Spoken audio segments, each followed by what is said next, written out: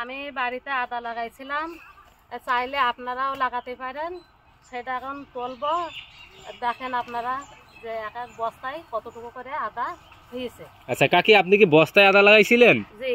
এর আগে কখনো কি লাগাইছিলেন? না, এর আগে কখনো লাগাইনি। আচ্ছা, বীজ কতটুকু দিছিলেন একটা বস্তায়? এক এক বস্তায় বীজ 50 গ্রাম করে দিছিলাম। 50 গ্রাম। আর সেখান থেকে এই যে আদা হয়েছে, তাই তো?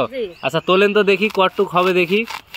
দর্শক, আসলে যারা বস্তায় আদা চাষ করতে চান তারা অবশ্যই ভিডিওটি কন্টিনিউ দেখতে থাকবেন। আজকে আদা তোলা হচ্ছে, আমি দেখাবো যে আসলে বস্তা আদা চাষ করলে কতটুকু আদা পাওয়া যায়। আপনারা দেখতে থাকুন।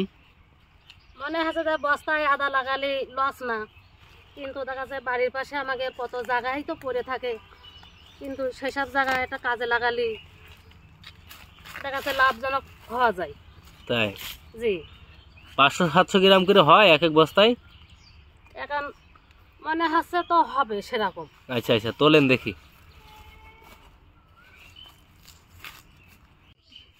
আলহামদুলিল্লাহ, মনে হচ্ছে যে বস্তায় ভালোই আদা হয়েছে, কিন্তু এবছরে অনেক বর্ষার কারণে একটু মনে হচ্ছে খারাপ হয়েছে। বর্ষা না হলে আরো ভালো হইতো নাকি? আরো ভালো হইতো মনে হচ্ছে। এই তো অনেক হয়েছে, কিন্তু আলহামদুলিল্লাহ যে খারাপ হয়নি, লস হয়নি হিসাব করলি। আমাকে জায়গা তো দেখাচ্ছে, এইসব জায়গা তো অনেক সময়। আচ্ছা ধরেন তো দেখি এক বস্তায় কতটুকু আদা পাইছেন? দর্শক, অনেক আছে।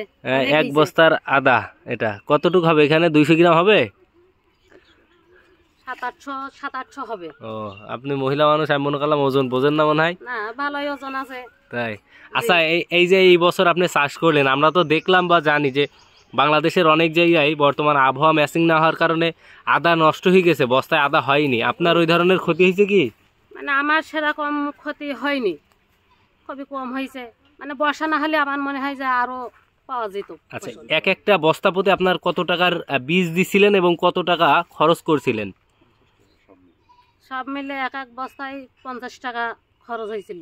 আচ্ছা, এই বস্তাটাই তো মাটি এবং সার সবকিছু একসাথে দিছিলেন, জৈব সারটার মিলে? জি হ্যাঁ, সব একসাথে মিশিয়ে বস্তার মধ্যে মাটি দিয়েছি, দিয়ে তারপরে বীজ 50 গ্রাম করে বীজ দিয়েছি। মাটিটা দেওয়ার সাথে সাথে কি বীজ দিছিলেন না কয়েকদিন রেখে দিছিলেন? কয়েকদিন রেখে দিয়েছিলাম। আচ্ছা, আপনি আগামীতে এই যে এই বছর যে আদার ফলন পেলেন, এতে কি আগামীতে কি আদা চাষের স্বপ্ন দেখছেন বা আগ্রহী হচ্ছে আপনার? জি, আমার ইচ্ছা যে এই বছরে আমরা আদা আরো অনেক বেশি করে করব। তাই? জি, এর লাভ হয়েছে দেখাচ্ছে। আপনার নাম কি? আমার নাম পারুল বেগম। আচ্ছা, বাসা কোথায় আপনার? আমার বাসা রাজাপুর, জিগরগাছা উপজেলা, তাই তো? উপজেলা। এই দেখেন, আমি 4টা বস্তায় আদা পেয়েছি, কিন্তু অনেক তো হয়েছে। আপনি তাহলে আগামীতেও এই আদা চাষ করবেন না? জি হ্যাঁ, আমি আগামী বছর বেশি করে আদা চাষ করার আশা। আচ্ছা, এগুলো কি বীজ আদা নাকি না আপনারা খাবেন? না, এগুলোর মধ্যে দেখা যাচ্ছে বীজও লাগানো যাবে, কিছু দেখা যাচ্ছে খাওয়াও যাবে। এটা নারীরা চাইলে বাড়িতে এইভাবে আদা চাষ করতে পারে। আসসালামু আলাইকুম, আমি মোহাম্মদ রকুনুজ্জামান, উপসহকারী কৃষি অফিসার, জিগরগাছা, যশোর। আমার হাতে দেখতে পাচ্ছেন আদা। আমরা বস্তায় এখানে 60টা বস্তায় অনাবাদি প্রতির জায়গায় বস্তায় আদা চাষ করেছিলাম। সেখান থেকে আজকে আমরা 4টা বস্তার থেকে আদা উত্তোলন করেছি। আমার হাতে প্রায় 3 কেজি প্লাস, মানে 3 কেজির কাছাকাছি, হয় 200 গ্রাম বেশি বা কম এরকম হবে মনে হচ্ছে। আমাদের যে উদ্দেশ্য ছিল সেটা হলো যে প্রত্যেকটা বসত বাড়ির আঙিনায় অল্প পরিসরে আমরা যদি প্রতি জায়গায় বস্তায় আদা চাষ করি, সেখান থেকে এই কমটা আগামী বছর গিয়ে বেশি হবে। সেই আলোকে 60টা বস্তা করেছিলাম। আপনারা দেখতে পাচ্ছেন আমাদের মানে বস্তার মধ্যে কোনো গাছ নেই, কারণ আমরা এটাকে বীজ করেছি। আমরা যদি আরও 1 মাস আগে উঠাইতাম তাহলে সেটা খাওয়ার জন্য প্রস্তুত হতো, কিন্তু আমরা 1 মাস দেরি করে উঠালাম, অর্থাৎ বেশি পরিপক্ক করে নিয়েছি যেন আমাদের এই আদাটা বীজ হিসাবে পরিণত হয়। তো মাশাল্লাহ, আমার হাতে দেখতে পাচ্ছেন এটা বীজ হিসাবে যথেষ্ট হয়েছে। এটা আগামী বছর এনারা এখান থেকে যদি 20 কেজিও বীজ রাখে তাহলে এখান থেকে যথেষ্ট পরিমাণে সে প্রায় 300-350 বস্তা করতে পারবে 20 কেজি থেকেই। এটা করারই আমাদের মূল উদ্দেশ্য ছিল। ধন্যবাদ উপজেলা কৃষি অফিসার স্যারকে আমার ব্লকে এরকম উদ্যোগ নেওয়ার জন্য, এবং ধন্যবাদ জানাচ্ছি বাংলাদেশ সরকারকে, যিনারা এই উদ্যোগগুলো চিন্তা ভাবনার মাধ্যমে আমাদের কৃষক পর্যায়ে সম্প্রসারণ করার সুযোগ করে দিয়েছেন।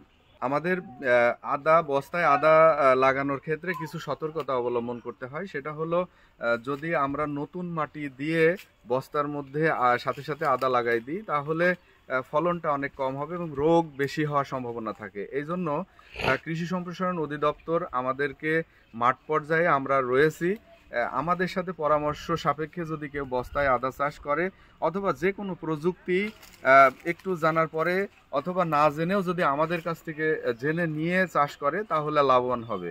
বস্তায় আদা চাষ করার ক্ষেত্রে সাধারণত চৈত্র মাসের শেষ থেকে অর্থাৎ বৈশাখ মাস থেকে আদা রোপণ শুরু হয়, কিন্তু মোটামুটি মাঘ ফাল্গুন মাস থেকে বস্তার মাটিটা প্রস্তুত করতে হয়। মাঘ ফাল্গুন মাসে যদি বস্তার মাটিটা প্রস্তুত করে রাখা যায়, সেই ক্ষেত্রে চৈত্র বৈশাখ মাসে আমরা আদা রোপণ করতে পারবো। আর সাধারণত বস্তায় আদা চাষের ক্ষেত্রে 9 থেকে 10 মাসের এই ফসলটা, যদি খাবার আদার জন্য আমরা রোপণ করে থাকি বাণিজ্যিকীকরণের জন্য, সেই ক্ষেত্রে আমাদের 9 থেকে 10 মাসের মধ্যে উত্তোলন করলে চলবে। অর্থাৎ যদি আমরা ইংরেজি মাস ধরি তাহলে ডিসেম্বরের শেষ থেকে জানুয়ারি মাসের মধ্যে এটা উত্তোলন করা যাবে।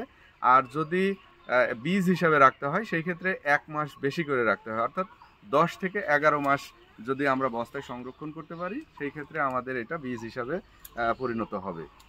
গুড।